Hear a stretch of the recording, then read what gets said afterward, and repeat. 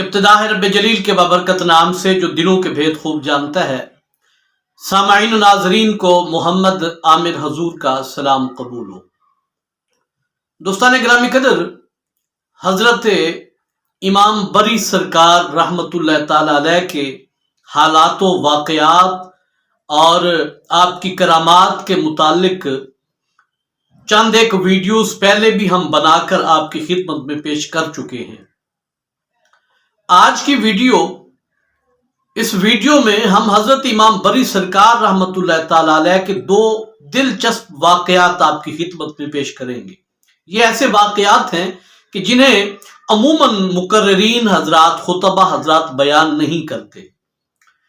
بے انتہا دلچسپ واقعات ہیں، عوام الناس کی دلچسپی کے لیے بھی، اور جو مقررین اور ائمہ مساجد ہیں ان کے لیے بھی ایک بہترین ویڈیو آپ کی خدمت میں ہم پیش کرنے لگے ہیں۔ تو آئیے ویڈیو کا باقاعدہ آغاز کرتے ہیں۔ علماء کرام نے لکھا کہ حضرت امام بری سرکار رحمت اللہ تعالی علیہ جہاں پر آج کل آپ کا مزار اقدس موجود ہے، اس سے تھوڑا سا فاصلے پہ پہاڑی سلسلہ تھا، اور وہاں آپ رات کو آپ نے مصلی بچھایا ہوتا تھا اور ساری رات اللہ پاک کی عبادت کیا کرتے تھے۔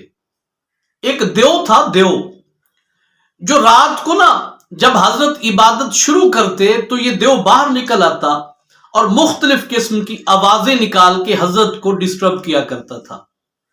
حضرت امام بری سرکار نے اسے ایک دو مرتبہ سمجھایا بھی کہ ایسا نہ کیا کرو، لیکن وہ جن ہی کیا، وہ دیو ہی کیا کہ جو بات مان جائے، وہ باز نہ آیا۔ ایک دن حضرت امام بری سرکار پھر عبادت میں مشغول ہوئے تو اس نے بے انتہا آپ کو پریشان کیا، تو حضرت جلال میں آ گئے، آپ غصے میں آ گئے، اور آپ اسی غصے کی حالت میں اٹھے اور آپ نے اپنے ہاتھوں سے اس دیو کی گردن کو پکڑا اور زور سے اٹھا کے زمین پر پٹخ دیا۔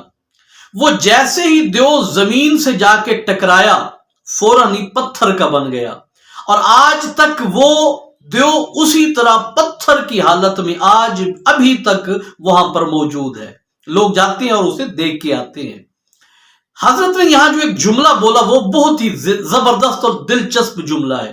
حضرت امام بری سرکار نے فرمایا کہ اگر بات ہوتی فقط میری تو تو مجھے جتنا مرضی ستاتا، پریشان کرتا، میں تجھے کچھ بھی نہ کہتا، لیکن اب تو میرے اور میرے خدا کی عبادت کے بیچ آ رہا ہے تو میں یہ برداشت نہیں کر سکتا کہ کوئی میرے اور اللہ پاک کی عبادت کے درمیان میں آ کے مخل ہو، اس لیے میں نے تجھے یہ سزا دینے کا وعدہ کیا۔ یعنی اس سے حضرت کا عبادت کا شوق اور ذوق جھلکتا ہے کہ کس قدر خوش و خضوع کے ساتھ آپ اللہ پاک کی عبادت کیا کرتے تھے۔ ویسے تو آپ لوگوں کو بڑے بڑے نقصان اپنے معاف کر دیا کرتے تھے، لیکن جب بات آئی اپنی اور اللہ پاک کی عبادت کے درمیان کی تو پھر آپ نے اس چیز میں آپ نے دیو کو معاف کرنا گوارا نہ کیا۔ اسی طرح کے ایک اور دلچسپ واقعہ دیکھیے۔ حضرت کا ایک کھیت تھا، حضرت امام بری سرکار کا، وہ آپ نے کسی مزارے کو دے رکھا تھا ٹھیکے پہ، بھی کھیت میرا ہے، تم اس پہ محنت کرنا، جو فصل ہوگی وہ ہم آدھی آدھی تقسیم کر لیں گے۔ حضرت نے وہ کھیت دیا مزارے کو، مزارے نے اس میں دال ماش بیٹ دی۔ حضرت چلے گئے جہاں آپ اکثر نکل جایا کرتے تھے، دور دراز جہاں پہ کوئی بھی نہیں ہوتا تھا، وہاں مصلی بچھا کے اللہ پاک کی عبادت، اور پھر آپ مہینوں غیب رہتے، مہینوں کے بعد آپ پھر گھر واپس آیا کرتے تھے۔ اب بھی آپ کو گئے ہوئے چند ماہ گزر گئے، اب واپس نہ آئے۔ اب جب مزارے نے دیکھا بھی فصل تو پک کے تیار ہو گئی ہے، اور فصل بھی بے انتہا اچھی، بڑی خوبصورت فصل ہوئی ہے، اس مزارے کے دل میں بے ایمانی پیدا ہو گئی، بھی حضرت تو ہے نہیں، حضرت امام بری سرکار تو یہاں موجود نہیں ہے، تو یہ فصل اگر میں ساری چھپا دوں اور حضرت سے کہوں کہ وہ فصل ہماری تباہ ہو گئی تھی، خراب ہو گئی تھی، اس سے کچھ بھی ہمیں آمدن حاصل نہیں ہوئی، تو حضرت کون سا یہاں موجود ہے، انہیں کیسے پتا چلے گا؟ بس بے ایمانی دل میں پیدا ہوئی، اور بے ایمانی پیدا ہونے کے بعد اس نے کیا کیا کہ سارے ماش بوریوں میں بند کر کے دال ماش بوریوں میں بند کر کے اس نے ایک کوٹھڑی بنا رکھی تھی جس میں ساری اپنی جناب وہ جو جن ساتھی تھی زمینوں سے، کھیتوں سے، وہ وہاں رکھا کرتا تھا، تو اس نے بوریوں میں بند کر کے وہاں جا کے چھپا کے رکھ دی۔ کچھ مہینوں بعد حضرت جب واپس آئے تو آپ اس کے پاس گئے حساب و کتاب کرنے کے لیے۔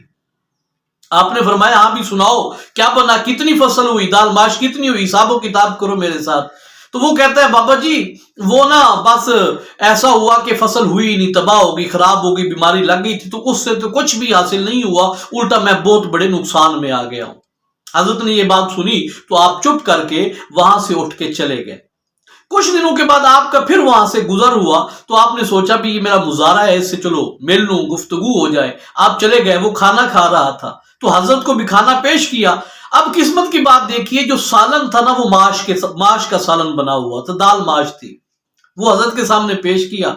हजरत ने जब वो सालन खाया तो आपको याद आ गई भी हमने भी माश बीजे थे। आपने फरमाया भी माश तो हुए नहीं थे, तो ये सालन माश का कहां से आया?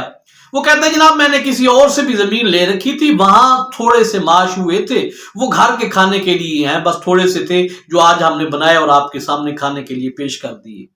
हजरत ने खाना खाते हुए सामने देखा तो आपको ना उस कोठड़ी में बोरियां भरी हुई नजर आई। आपने मुस्कुराते हुए पूछा अपने मुजारे से भी ये जो कोठड़ी में बोरियां पड़ी हैं इनमें क्या है? तो वो हड़बड़ा के फौरन कहता है बाबा जी अक्सर ऐसा होता है कि जब सैलाब आ जाता है ना बारिश की वजह से, तो फसल बीजी होती है, मैंने ना ये कंकर और पत्थर वगैरह बारीक बारीक इन बोरियों में मैंने भर के रखे हुए हैं, तो जब पानी खेतों में जाकर के फसलों को खराब करने लगता है तो मैं ये कंकरियां जो है ना नुक्कर पे और बाड़ एक बना देता हूं, जिसके साथ पानी जो है वो खेत में नहीं जाता और हमारी फसल तबाह नहीं होती। ये मैंने वो छोटे छोटे बारीक कंकर और पत्थर रखे हुए हैं। हजरत ने फरमाया ठीक है। आपने खाना खाया और खाना खाने के बाद हजरत इमाम बरी सरकार वहां से उठ के चले गए। अब ये जो मुजारा था ना हजरत की बुजुर्गी से और आपकी करामात और आपके मकाम से वाकिफ था। हजरत के जाने के बाद ये उठा दौड़ा और दौड़ करके ना इसने एक बोरी खोल के देखी जिसमें माश थे, तो क्या देखता है कि वो सारे पत्थर और कंकर बन चुके थे। एक एक करके उसने सारी बोरियां खोल ली और सारी की सारी बोरियों में कंकर और पत्थर हो चुके थे। अब जनाब इसके दिल में तो बात आ गई मैंने हजरत से झूठ बोला, पहले मैंने धोखा किया फिर मैंने झूठ बोल दिया। अब ये दौड़ा और दौड़ते हुए हजरत की खिदमत में हाजिर हुआ, सारा माजरा सुनाया और सारा माजरा सुनाने के बाद माजरत करता है, माफी मांगता है जनाब मैं बस पहले बेईमानी में आ गया और फिर मैंने झूठ बोला, तो मुझे आप माफ कर दें। आप जैसे ही वहां से निकले वो सारी की सारी बोरियों में माश जो भरी हुई थी वो सारे पत्थर और कंकर में तब्दील हो गए। हजरत ने उसे माफ कर दिया और माफ करने के बाद फरमाया अल्लाह पाक से तौबा भी करो और आइंदा ये वादा करो कि ऐसा काम नहीं करोगे। जब ये सारे मराहिल तय हो गए ना तो वो कहता है बाबा जी एक बात समझाइए, जब मैंने आपको कहा कि इसमें जनाब पत्थर वगैरह हैं तो आपने मेरी बात पे यकीन कर लिया और उठ के चले आए, आपने कोई नाराजगी का इजहार नहीं किया, कोई दुआएं बद नहीं की, लेकिन इस सब के बावजूद भी वो माश थे तो पत्थरों में और कंकरों में किस तरह तब्दील हो गए? तो हजरत मुस्कुराए और मुस्कुराने के बाद आपने जवाब दिया भाई बात दरअसल ये है कि तुम्हें है इस दुनिया से प्यार। अल्लाह पाक ने यह दिखाया है कि जिसे दुनिया के साथ प्यार हो तो दुनिया इंसान को किसी खाते जोगा नहीं छोड़ती, किसी काम नहीं आती, बल्कि दुनिया की मोहब्बत इंसान को उल्टा दोज़ख के किनारे तक, दोज़ख के दहाने तक पहुंचा देती है दुनिया की मोहब्बत। और मुझे है अल्लाह पाक की जात से प्यार, तो जो अल्लाह पाक से प्यार करे ना फिर अल्लाह पाक कभी भी उसे किसी मुसीबत और परेशानी में मुब्तला होने ही नहीं देते।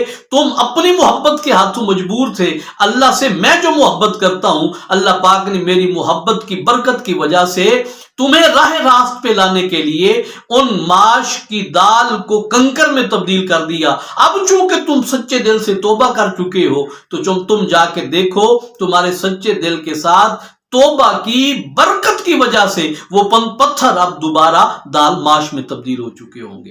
तो मेरे दोस्तों आज के इस वाक्य से हमें पता ये चला कि अगर हम दुनिया की मोहब्बत में मुब्तला हो जाएं तो दुनिया की मोहब्बत हमें ऐसा ऐसा रुस्वा कर देती है, अल्लाह पाक की जात से दूर कर देती है, फिर हम झूठ फरेब धोखा और पता नहीं क्या क्या कुछ करने लग जाते हैं। लेकिन अगर हम अल्लाह पाक से प्यार करें, अल्लाह पाक से मोहब्बत करें तो अल्लाह पाक किसी भी हालत में अपने बंदे को गमों और मुसीबतों में मुब्तला नहीं होने देते। और दूसरी बात जो इस वीडियो का सबसे बेहतरीन पैगाम है वो ये है कि जब आप सच्चे दिल के साथ तौबा करें ना तो आपकी तौबा की बरकत की वजह से अल्लाह पाक आपके सारे बिगड़े हुए कामों को दोबारा दुरुस्त फरमा देते हैं। उम्मीद करता हूं आज की ये इस्लाही वीडियो आपको पसंद आई होगी। अपनी राय से आगाह कीजिएगा। अपना ढेर सारा خیال رکھیے گا. بہت جلد دوبارہ ملیں گے, تب تک کے لیے اجازت دیجیے. السلام علیکم ورحمۃ اللہ وبرکاتہ.